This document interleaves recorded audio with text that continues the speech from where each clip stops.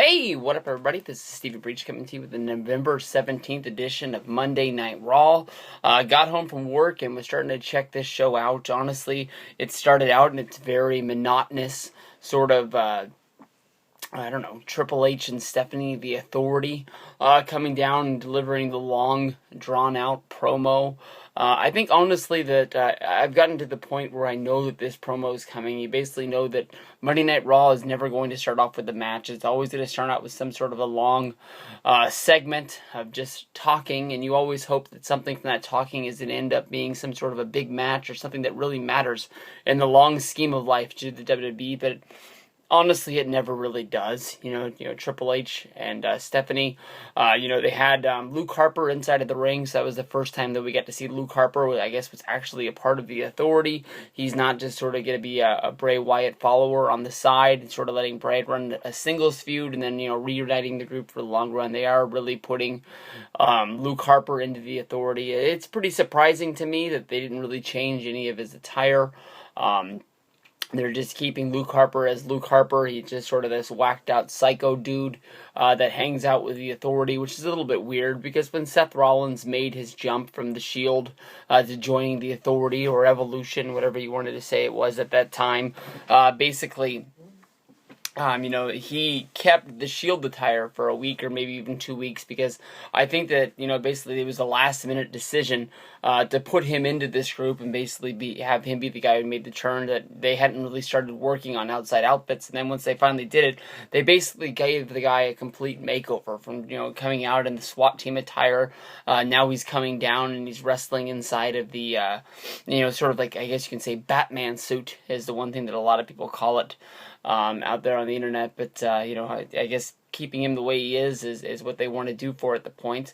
I liked the point that Triple H made, basically saying, that WCW is ran by the inmates, and look where that company is now. That it's extinct, it's gone, it's over, it's owned by the WWE. You can watch it on the WWE network, but it's never going to have a chance to be what it once was, and what it could have been if they actually had somebody steering the ship and pointing them in the right direction instead of having basically Hogan, Hall, and Nash basically being the guys that steered the ship. I apologize for their creative control clause, and basically never really let anything that the writers were trying to push through get done at the end of the day. But basically, once that was all done and settled out, basically they were going to do basically what Survivor Series always does, where, the last Monday Night Raw, they just sort of, to hype up the show, they just sort of have one guy from one team go up against another guy from the other team, and it ended up being Dolph Ziggler going up against Luke Harper, two guys that don't really have a whole bunch of history behind this, and, as they announced that this was going to be the match, there's really no hype to it or anything like that.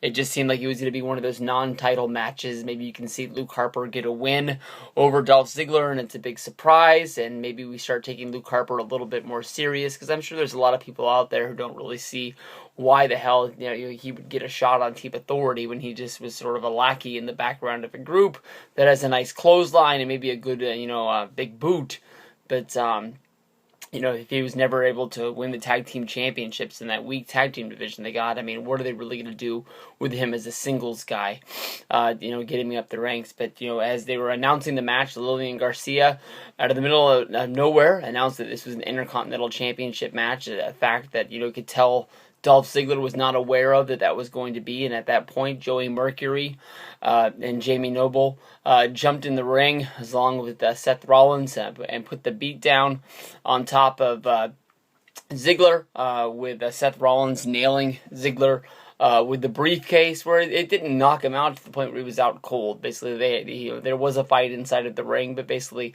besides for the attack, basically it was Luke Harper winning clean. He is the new Intercontinental Champion, which definitely tells you that it is a little bit weird.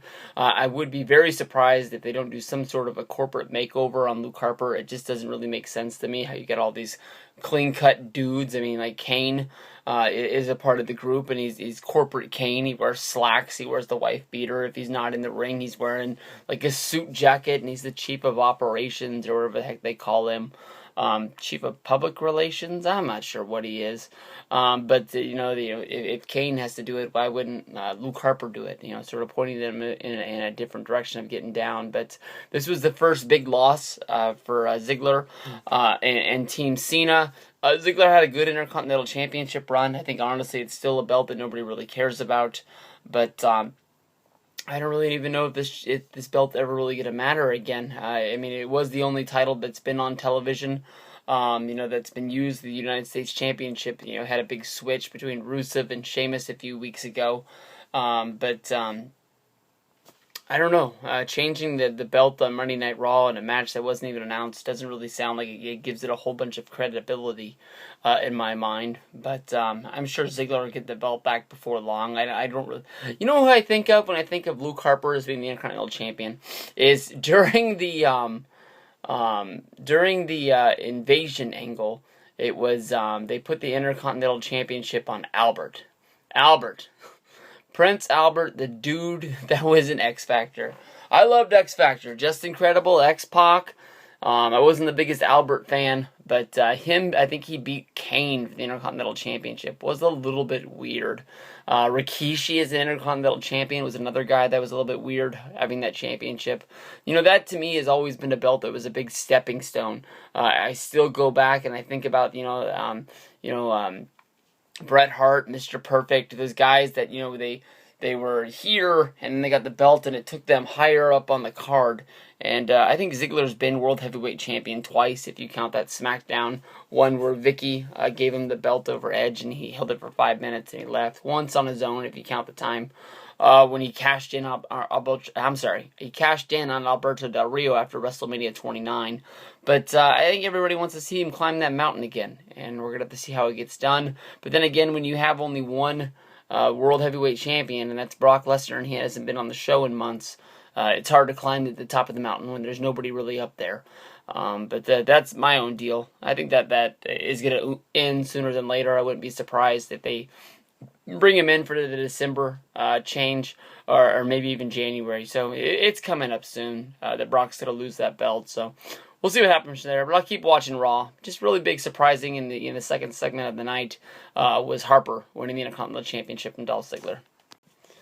Big match here. Big match, of course. We're talking about Monday Night Raw from November 17th, 2014.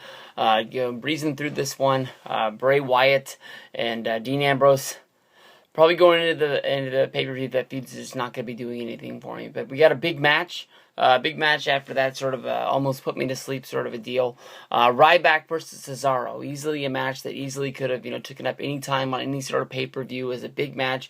This even could have been a big Monday Night Raw match that people would have cared about if they would have just gave it maybe a week's worth of hype. Maybe had these two guys run into each other and just sort of hype up. These guys are going to go at it next week. But then again, the Raw script is written, day to day. And it just sort of seems like to the last minute, nobody knows what's going to go down on Monday Night Raw. Sometimes they tell us what's going to be on Main Event tomorrow night, and that match doesn't even happen, let alone if they tell us anything that's going to happen on SmackDown. That's going to be, that's sort of like on a bigger stage. If you promise a big match for SmackDown, maybe that should have gone down. But, this is a match, Ryback versus Cesaro. Two big guys really getting in there. And, Ryback is sort of, playing off as he's sort of his own guy. You can say that basically, when he came out, nobody knew whether if he was going to be cheered or nobody knew whether he was going to be booed. You sort of saw a little bit of a mixed reaction of three. Some people cheering him, some people booing him, some people just sort of sitting on their hands, not making any noise at all because they didn't really know. Once Cesaro came out, they basically that sort of tipped off the crowd that Ryback was a babyface in this match and Cesaro was going to be a heel. They had a really good match. They had several sort of close finishes in this match, which basically I bid on, and I really thought maybe Ryback was going to win, maybe Cesaro was going to win. I sort of had the gut feeling that Ryback's going with this re-upped undefeated streak, and that's going to be putting him into the main event, whether if it's on this pay-per-view or on another pay-per-view. They're really hyping up the fact that due to the Luke Harper loss, maybe Dolph Ziggler is not going to be a part of the Team Cena. That maybe Team Cena is falling apart at the cracks. First it was Jack Swagger who was announced to be a part of this team, and then it was Dolph Ziggler. I thought Dolph Ziggler might have been taken out last week, but now after the hands of the Authority with JB Noble and Seth Rollins and Luke Harper putting the beat down on this guy, as well as Joey Mercury. It looks like he's not going to be part of Team Cena. They're saying that he's been rushed to the hospital, and he's not going to be there for the contract signing. So I'm guessing they're hyping up the fact that if you don't sign this contract, which is going to be the main event tonight, you're not going to be able to be a part of the match. Maybe there's not going to be any last minute changes, so maybe we're not going to be able to get that sort of 4-on-5. Who's going to be the last man? Who's going to be the secret member of Team Cena that's going to come in and join this? In the end, basically, it was Cesaro going for the neutralizer when Ryback was able to counter it by lifting up Cesaro. That was able to hit the shell shock from him. Ryback was able to get the 1-2-3 and secure the win. And after the match, basically, we got to see John Cena in the back watching the match, showing that he was basically maybe trying to scout him, trying to feel him out, see how this guy was doing, because he is sort of the hot shit on Monday Night Raw. He is, as they've been saying, the biggest free agent there is. The Authority wanted him. Now it looks like they've sort of turned their back and sort of turned on him, maybe because he beat them all up last week, and they don't really have anybody on their team that's going to be able to get out there and handle business against the guy. Cena, he wants to bring the guy in, but then again, like Ryback said, he's not a member of Team Cena. He's not a member of Team Ryback. I'm sorry, he's not a member of Team Cena. He's not a member of Team Authority. He's Team Ryback, and he's going to be his own lone guy. Renee Young went up to John Cena, basically trying to get a little bit of a word, and Cena said more than likely he's not going to be a part of my team. He's a loner. He wants to fight his own fight. It looks like he can basically take the Authority out on his own, so why does he even want to be a part of Team Cena, which actually has a chance to let him off and go down the street. In the beginning promo, it was Triple H and Stephanie basically playing up on the Ryback versus John Cena feud, basically, saying that, John Cena wouldn't get out of the way of Ryback at Extreme Rules 2013. He put him through the roof of the ambulance in the ambulance match of the Three Corners of Hell match. So, maybe they still have beef from all that going down. But then again, that was 2 years ago. They don't really bring up past feuds when they do other feuds, so I have no idea why they brought it up for this one. But they're just trying to keep us guessing. Maybe we'll get to see Ryback come out at the end. There's a part of me that says, that this is wrestling, Steve. You've been watching wrestling for a long time. If he's a babyface, he's going to come out there and help Cena. He might not like Cena, but then again, this is his only chance to put the Authority away for good, or maybe lead up to a Cena versus Ryback match at TLC or something like that. Basically, both of these guys being there, maybe one guy will bump the other guy, Owen and Bret Hart style. One guy gets eliminated and then he wants revenge, so maybe he's a babyface for a month and then he turns heel next month. So we'll have to see. There's a little bit of show left, so let's get to it.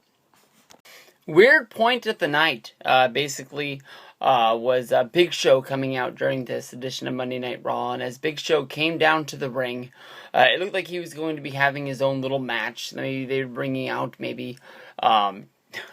Rusev or maybe even Mark Henry. Either one of the guys that he both has feuds with going into Survivor Series. Big Show is probably one of the most utilized member of Team Cena, seeing how he has heat with 2 guys on the other team, and it's not sort of seemed like 10 guys just thrown together with a little bit of heat mixed up in there to make some sort of a main event. Big Show, if he had a match at the pay-per-view against Rusev or against Mark Henry, it would make sense to fill up the mid-card. But basically, as he was waiting for his opponent to be named, Stephanie McMahon came down to the ring. She basically was trying to bribe Big Show into basically leaving Team Cena and leaving Cena without another member of the team. Big Show isn't really looked at as a real main eventer of the WWE, even though he did main event Survivor Series last year against Randy Orton, and he has, main evented against Cena in the past, and I'm sure you can dig up another main event somewhere along the way. Big Show probably is one of the biggest members, and when they want to, one of the guys that can hurt and take out just about anybody in the WWE when it's needed. But basically, Stephanie was propositioning Big Show with the fact that, hey, if you leave Team Cena, we'll put you in the WrestleMania Hall of Fame. This year at WrestleMania, you can go in as an inductee of the 2015 class, and basically that would sort of put that, the big placard on the end of your career. You're a former WCW champion, you're a former WWF champion, you're a former ECW champion, you've won the Intercontinental Championship, you've won the United States Championship, you've been a tag team champion, you've been a hardcore champion. I'm sure if they go back in time, they'd give him that European belt if they could, just to put that big, huge exclamation point on his career. It's too big.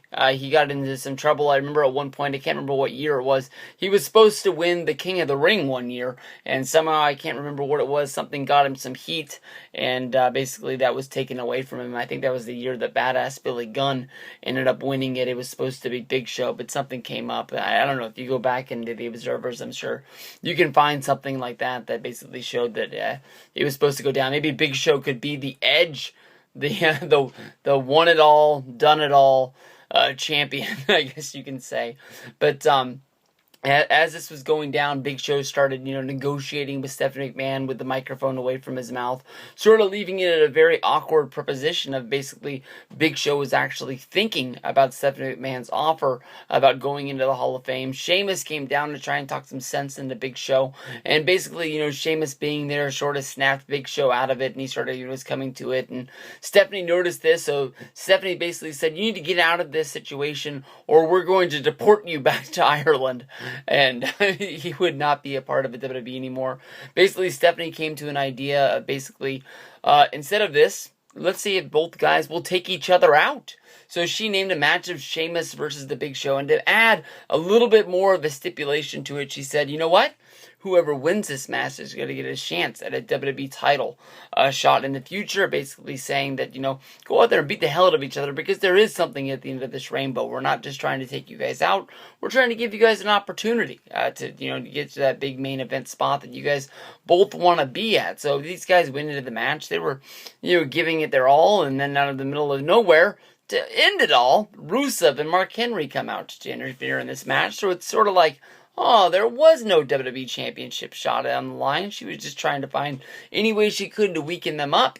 And basically they fell hook, line, and sinker for it. It almost made me start thinking that when this was going down was, what does Cena's WWE Champion shot really mean from beating Randy Orton at Hell in the Cell if, Stephanie's just handing him out? Who's going to be the first one to get the WWE Championship shot? Of course, you've always got Seth Rollins running around with his Money in the Bank briefcase. I don't know what Cena has, if he's got some contract folded up in the back of his jean shorts that he can pull out and say that he wants to face Brock Lesnar whenever he shows his face around the WWE again.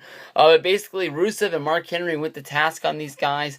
Mark Henry grabbing Sheamus, hitting him with the World's Strongest Slam through the announce table. That made him look, like he was pretty much down for the count. And who is Cena going to have on his team now from here? Of course, Rusev would beat down on Big Show inside of the ring, hitting him with the Accolade and not letting go until Big Show passed out from the pressure of the submission hold. So now we have two guys laying in the ring. Basically, Cena didn't even try to run down and try and help his team out. So I don't even know at this point who the hell Cena has on his team. He came into the night with four guys, or I apologize, with three guys and himself. Four-man team trying to get Ryback to join up. Basically, him calling Ryback out, saying that he was being shellfish for not being there. And, he's a guy who's always yelling, feed me more. And now here he is with a chance to sit at the big boy table. And he's not even, willing to fill up his plate and try and get full. So I don't know what's going down. We're going into the main event, and it's only John Cena. And maybe he's going to be going up against the Authority 5-on-1 at Survivor Series, trying to see who he can take out. So it's looking pretty weird out there. Big Show versus Sheamus, no contest. Basically, they fell for the trap of the Authority, and that's what happens when you mess with Stephanie McMahon. Hey, what up, everybody? I got a good end to tonight's Monday Night Raw. It all came down to the contract signing, finally figuring out who is going to be the members of the main event for WWE's Survivor Series. I will honestly tell you that I was a little bit excited to see what was going to be going down with who was going to be on this main event show. Once everything was fell and the chips were shown, what is going to be the main event of this show, I honestly will say that I'm still a little bit lost. For some reason, the Authority has 6 members in this match, going up against 5 members of Team Cena. Throughout the show, we saw basically the Authority do everything that they said they were going to do, picking apart Team Cena, taking them out for the best that they could, to the point of when the Authority came down to the ring, it was Triple H, Stephanie, Kane, Seth Rollins, Mark Henry, Rusev, and Luke Harper, the new Intercontinental Champion, standing strong as their team, basically going in to a 5-on-5 match, only for Team Cena to be led by John Cena and a whole bunch of question marks. One of my favorite things that WWE does when they're hyping up a surprise member of a team is they always have that sort of black figure with the big question mark on it. I have the SummerSlam 2010 match card, of course, that Daniel Bryan came back as a surprise member, and the day of the show, they didn't want to be selling t-shirts with Daniel Bryan on them, or maybe they didn't even know who was going to be the guy. So basically, you have Team Cena standing there, and in the background, you have a mystery guy just standing there. And since then, with that shirt, I've been a huge mark for the question mark guy. I know sometimes, in the past, there's been a vacant WWE champion, and if you went onto the WWE's website, in the portion for superstars, where they showed champions, there would be a gray figure with a question mark, and that was named Vacant. Vacant went to the point where he even had his own WWE Twitter account, tweeting about being champion of WWE for so many days and how many people he defended and going on from there. But basically, Team Authority was standing strong. Triple H was out there basically saying that they could never lose. They're in control, blah, blah, blah. You've heard this 1,000 times before. Team Cena came out there to no surprise, led by John Cena, and basically, going word to word with Triple H, basically saying that he was going to pull fans out of the crowd if he had to, in order to, fight this fight against the Authority. I'm awfully surprised Vince McMahon came out and he put the stipulation on this match, basically saying that if the Authority lost, they would no longer be the Authority. Team Cena had to give up nothing to fight this fight. Basically, there's just the overwhelming sort of, feel that if you were to be in this match and be with John Cena, the Authority, if they were to be in power on Monday Night Raw, would come down on these guys, and basically they wouldn't want to be WWE superstars anymore. Basically, they would just quit and walk away. I don't know what the difference is between today and tomorrow. If these guys are upset with the Authority and they don't fight, they're going to be upset if they keep going on. Maybe the only one that had something put into his way was the Big Show, who was presented with, if you take our offer, quit Team Cena and not show up at the Survivor Series pay-per-view, we'll put you in the WWE Hall of Fame at WrestleMania. That's the only thing. Dolph Ziggler, win or lose? Well, I guess not win or lose. Maybe if they win and the Authority's not there anymore, maybe he'll be able to break through the glass ceiling once again. But if the Authority if the Authority wins this match and Team Cena loses, Dolph Ziggler is still going to be Dolph Ziggler. One of the guys that a lot of people love, that wrestles great matches, that just can't climb up the card any higher than he is. WWE.com will put up article after article about him being the future of the company. And he'll never get there. Big Show's already been there 1,000 times. And the other 2 spots were empty. John Cena is always going to be the main event because he's best for business, and the Authority will always stack it against him, knowing that if he is in the main event, people will buy the show. Kids will buy t-shirts. They get rich. Cena gets rich. And they still get to, basically have their own hand-picked champion. Because Cena can't beat Brock Lesnar. Well, basically, as, this promo went along, basically Cena found out that guys did have his back. Dolph Ziggler emerged from the back, beaten and bruised. After that came out a beaten and bruised Big Show. Both of these guys attacked during the show. Both of these guys have great motives to stab John Cena in the back. If you watch tonight's Monday Night Raw, both of these guys basically were beaten up by the Authority, and John Cena never moved a muscle to try and defend them. Maybe some people out there will be smoking the magic hash pipe, thinking that maybe John Cena is the guy who's going to turn heel, joining the Authority basically because he wouldn't help his teammates out. Maybe you can take a picture and see into that. Honestly, my mind is still looking at Sheamus. Sheamus got taken out by the Mark Henry World Song of Slam. He's not going to be in the main event because he didn't come out for the contract signing. Is Sheamus upset with John Cena not coming out to help him? Why was the World's Strongest Slam through the table stronger than anything else that took out these guys from this show that made Sheamus not able to wrestle at Survivor Series? I think Sheamus is still going to be the one guy looming in the back of my mind, thinking what is going to happen with him at the end. Is the turn of Sheamus that we've been hearing about for so long. Remember when Sheamus was going to join the Evolution once Dave Bautista left, and basically keep that running strong. Cena and Sheamus isn't probably the best match in the world, but it is the match that I think might happen at TLC if Brock Lesnar doesn't come down. I'm really looking at and see maybe Sheamus will turn heel. More on this when we go into the full show preview that'll probably go up Tuesday, maybe Wednesday. Somewhere there, we'll work out some time and we'll go through all these matches. The Survivor Series snuck up on me. For some reason, I thought it was the next Sunday, and it's this Sunday. Good God, this was the go-home show. The next one was the big surprise. Basically, after the big show, Eric Rowan comes out to join Team Cena. Big surprise. I mean, last week, this guy was just sort of chasing Natalya around, and basically, I didn't think this guy had a spot in the world. Even more surprised than me was Luke Harper, who looked very confused to see him coming out there. But maybe he just wants a big piece of the pie. He sees his former partner coming out, wrestling his singles debut. Well, not singles debut. He's wrestled singles matches along the way. But since the team is broken up, and he becomes Intercontinental Champion in his first match. So maybe he wants a little bit of piece of the pie. To me, Eric Rowan joining, to me just, I don't know whether if I wanted to jump on the board thinking maybe the Wyatts are really broken up. Maybe the Wyatts have a little bit of a hand in what's going down in this match. You never know. Anything can happen. Bray's more than likely going to be locked up with Ambrose for a few months in this feud. You don't normally see, just one pay-per-view blow-off matches, but maybe that'll just be a placeholder for both of those guys. And maybe Bray finds a way to screw this match up and basically be a part of the Authority. Maybe we can have the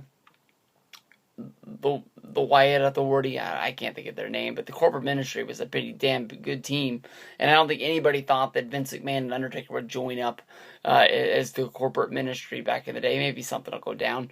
And from there, that left 5-on-4, and basically everybody's big one. Everybody knew it was coming. Ryback came out. He joined Team Cena, which set off a big, huge brawl between everybody that was involved, leaving Ryback, John Cena, and Triple H inside of the ring. From there, Triple H picked up Triple H. Boom! Attitude adjustment through the table. Of course, everybody who's ever been in a contract signing, everybody who's ever seen a contract signing knows the table's in the ring for one reason. Somebody's going through that, and it was Triple H's job tonight. Stephanie was checking on the husband, basically as Team Cena, was in just full force. Everybody raising their hands over their head. Everybody was, a strong team, and we're going to have to see how strong this team is. The only thing is that was, when they were trying to reveal who the secret man was going to be or who the fifth man was going to be before Ryback came out, Cesaro came out. And everybody was going bananas thinking Cesaro was going to turn babyface, and he was the secret member of the team. He came out and he joined the side of the Authority. Is it 6-on-5? Is it just a big goof and Cesaro's not even going to be part of Survivor Series? I'm not sure. What do you guys think? Let me know in the description box below and we'll go from there. But Monday Night Raw was good. It wasn't great. Got it over with in a hurry. But Survivor Series on Sunday. This is the go-home show. Who's ready for a free pay-per-view?